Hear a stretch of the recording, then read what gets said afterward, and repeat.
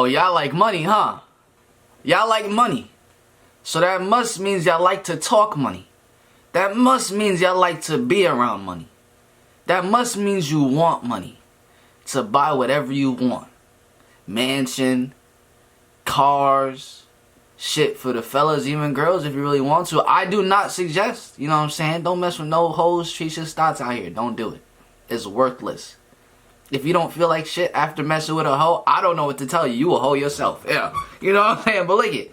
At the end of the day, we like money. This world is ran off of money. Whether you like it or not, this world, this matrix that we live in right now is ran off of money. Bro, you can get a lot of things with money. If you have more money than the government, you can control the government. Which is happening right now. Let me not say too much though. Let me not say too much. We came here, someone sent this to my DMs and I really appreciate it. I have not watched one bit of this video. We're about to watch this video together. Oh, I need to start the screen recording. We got King Solomon's $1.5 trillion empire. Honestly, I didn't know someone had this much money. I didn't know an empire had this much money. I'm not gonna lie to y'all. You know what I mean? I always knew that like we got like the billionaires that we know about, the publicized billionaires like Bill Gates. You know what I'm saying? Jeff Bezos, the richest man in the world. They call him the richest man in the world. He probably has like $300 billion, something like that. It is what it is. But that's not the richest man in the world. Bro, you cannot forget about the royal families that we don't know about. Bro, there's people that are just hidden that we don't know about. I'm just letting y'all know. I don't know who they are, but I'm telling y'all, it's the Illuminati. I'm gonna say it. You know what I'm saying? They're all the way up there. They control the world. But this dude right here, this seems like some money from like longevity. I'm talking about money from history, thousands of years ago. That's what it seems like. King Solomon's empire. I'm not gonna lie to you, I don't know much about him, so we about to figure this out together. We about to watch it together.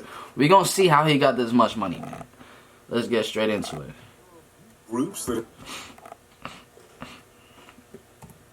When it comes to wealth, there are few groups that have more than royal families. While modern tech CEOs or luxury brand magnates can afford fancy mansions all over the globe, royal families can scoop up palaces all over the world. While A-list celebrities are flying around on private jets, royal families are taking their private helicopters to their $500 million yachts. There is no royal family more wealthy than the royal family of Saudi Arabia. Yo, I'm not gonna lie to ya, his face looks like money. Look at his face. He looks hungry for the money. He looks hungry for the money. Look at this dude right here. He like, yeah, I got this money from my pops and what? Nah, wait. Yeah, let me let the video play. My fault. Let me let the video play. Of over $1.5 trillion. The family has one of the biggest fortunes on Earth. Today, we're going to take a look at the royal family, specifically the king. Wait, can I just express something to y'all real quick? I don't think people are grasping how much $1.5 trillion is.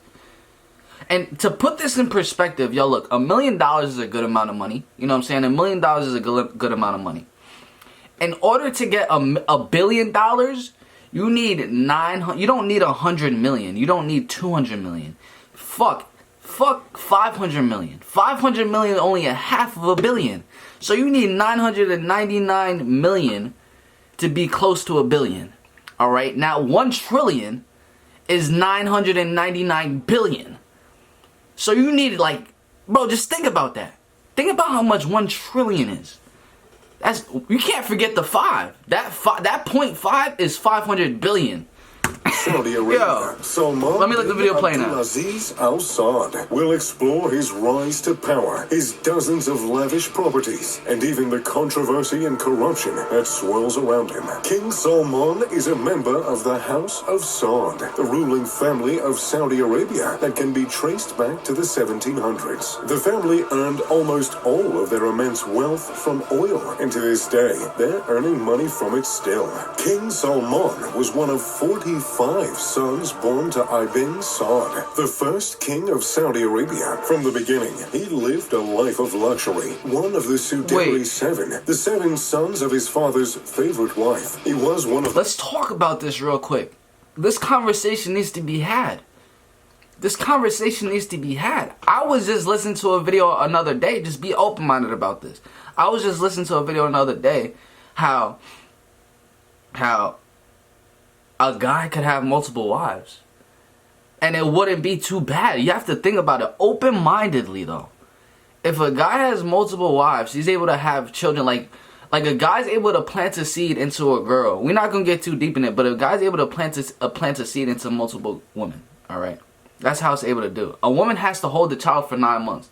So it's not like a woman could have five children in 1 year, but a man could have 5 children in 1 year. You know what I'm saying? And this is how they build this $1 trillion empire. Cause why? They would have like 5 wives. They all working together. So just think about it this way. Just think about it this way. If each person is bringing in $100K a year, that's $600K a year for the family that they're bringing in. Now you're going to have that multiply into children and sons that also are going to be making money. Now you're bringing even more money in.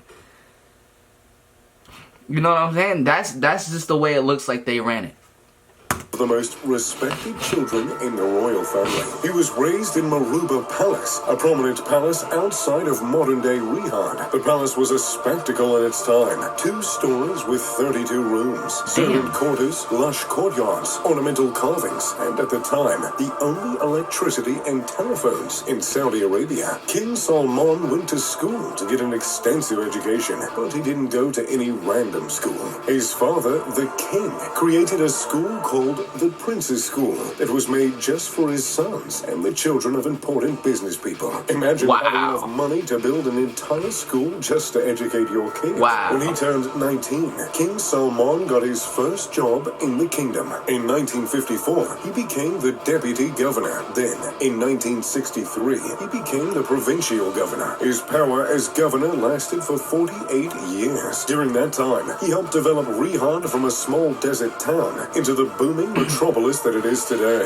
He oversaw the building of malls, museums, and luxury businesses to pull wealthy tourists into the city. During this time, he was adamant about developing healthy relationships with Europe and the West, which further helped stabilize Riyadh financially. As time passed, his role only grew. In 2011, he became the 2nd deputy prime minister and the minister of defense, the latter of which would bring... I'm not gonna lie to y'all, bro. Like, his facial hair is clean in a bed. Yo, his facial hair clean. Look at that mustache. That mustache is elite with the beard coming down and that. Okay, King Solomon, I see you. Minister of Defense, I see you. The latter of which would bring controversy to his power. That power only became but that shit is clean. When he became it almost looked fake. In 2015, after the passing of his older brother. In 2015, he ordered the bombing of Yemen after the royal family in Yemen fled the city to escape an uprising. During this time, Saudi Arabia committed multiple war crimes against Yemen, including the destruction of a camp that housed civilians displaced by war. Cluster bombs were used, and altogether, over 100,000 civilians were killed in the fighting. That being said, most criticism for the ruling family is directed at one individual, King Salman's son, Prince Mohammed bin Salman. Even Prince Salman's rise to power is marred by controversy. The former crown prince, why he always look mad, bro? His position of power and replaced by Prince Salman. Oh, that's why he looks mad. He's mad that his son took the power. From what it seems like. Is marred by controversy. The former crown prince, Naif, was removed from his position of power and replaced by Prince Salman. That's why he always looking mad. He was put under house arrest, removed from all his political positions, and hidden from the public for months. Dozens of rival princes, billionaires, and political powers have been put under house arrest, arrested for corruption, and exiled from Saudi Arabia since Prince Salman has rose to power. The most controversy, however, came with the murder of Jamal Khashoggi. Jamal was a well-known journalist who had become increasingly critical of the royal family, specifically Prince Salman. Jamal was murdered by Saudi Arabian officials at the Saudi consulate in Istanbul. By 2018, 2018, the CIA determined that Prince Salman had ordered the murder. That being said, nothing will come of the killing. There will be no murder charges filed and no pushback from the public, simply because the family is so wealthy. That's what I'm saying, bro. When you that wealthy, you could literally get away with anything. Like anything you want. You could literally do anything you want. That's how much this matrix is ran on for money.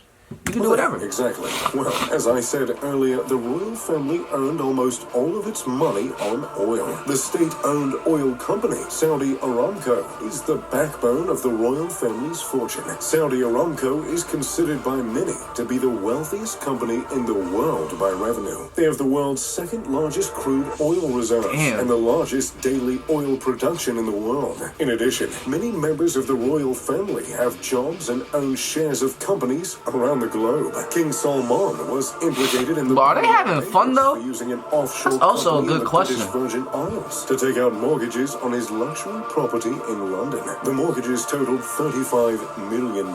And those luxury homes aren't the only properties owned by King Salman. In total, he has 4 palaces at his disposal, each more extravagant than the last. Al Yamamaka Palace is stunning, a sprawling estate in Riyadh. As the primary residence of King Salman, it looks exactly as you would expect. The massive home has ornate marble floors, intricate crown molding, geometric carvings, expensive silk carpets, and crystal chandeliers. Hand-painted wall panels are coated in gold, which only adds to the royal feel of the building. Al Uja Palace, a smaller palace outside of Riyadh, is just as impressive. The home features hand-carved walls with traditional Arabic designs and antique furniture that cost... Bro, they literally just living in money at this point, bro. Bro, money ain't even a thing at this point. They just get whatever the hell they want. Hey, that's a pretty good life to live. You know what I'm saying? Like, it's not too shabby. It's more than most people's homes. Mosaic flooring that's been carefully placed shines throughout the home, really detailing the amount of craftsmanship that went into making the palace. Perhaps the most well-known of all his palaces, Urja Palace, has been in the news often. It is his newest, the biggest, and the most ostentatious. He bring his family everywhere. Silk carpets are found in every room. Imported Italian marble coats every hallway, every ballroom, and every bathroom. Nearly everything in the palace is gilded. Even the trash cans are made from solid silver. When Obama visited the palace during his presidency, it was hard to miss the solid gold tissue holder in between the gold chairs he and King... Hold the fuck up! They just... What? Why are they trying to make me feel poor in every way, shape, or form?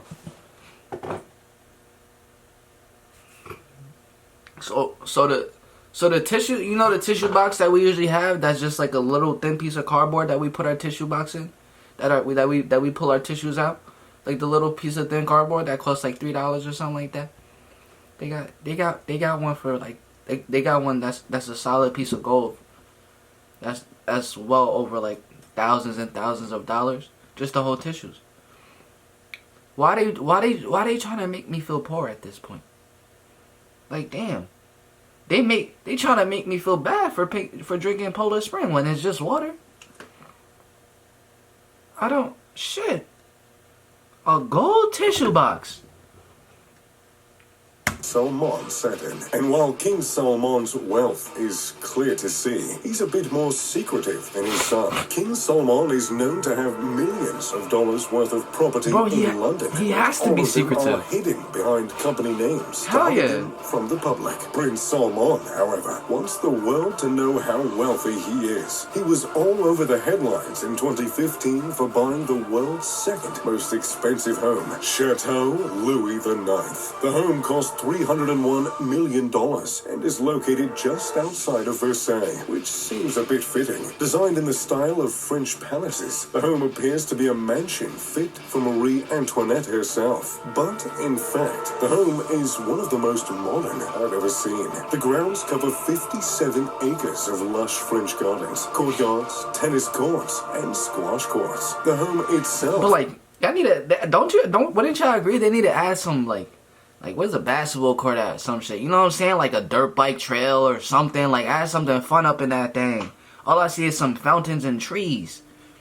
Y'all just enjoy looking at it? Come on. Surrounded by a moat filled with fountains that can be operated using an app. The color of the lights can be adjusted, and the height of the water can also be adjusted, meaning Prince Salman can design his own Bellagio experience right in his front yard. There's a huge infinity pool with a deluxe jacuzzi for relaxing in, but that isn't the only relaxing space. The home has a I wonder how bad the females they mess with are. The meditation room has white couches and serene views of koi and sturgeon swimming in the water all around. Naturally, a palace of this size has more bedrooms than it needs. There are 10 bedrooms, all with a flashy Rococo flair, including gold wall panels, pastel paint, and chandeliers. With over 50,000 square feet, there is plenty of space for Prince Salman to entertain in. There are handfuls of ballrooms, reception rooms, and formal dining rooms, all of which are dripping with the most expensive chandeliers and gold finishes. When his royal duties become really exhausting, Prince Salman can invite his friends over to party in the mansion's nightclub. The mansion is connected to a 3,000 bottle. I'm not gonna lie to y'all. I would be like, it will be fun to party with them, but I will always be a little scared to party with them. And like, let me tell you why. Like, even for the girls that gold digging and shit like that, be a little scared. Like, if they hit you up, be scared. If you pull up to the palace, you not doing what they want, you pull up and they telling you to do something, you decline it? What you think is gonna happen? They could kill you on sight and nothing's gonna happen. Bro, you just disappeared from the world. Who's gonna save you?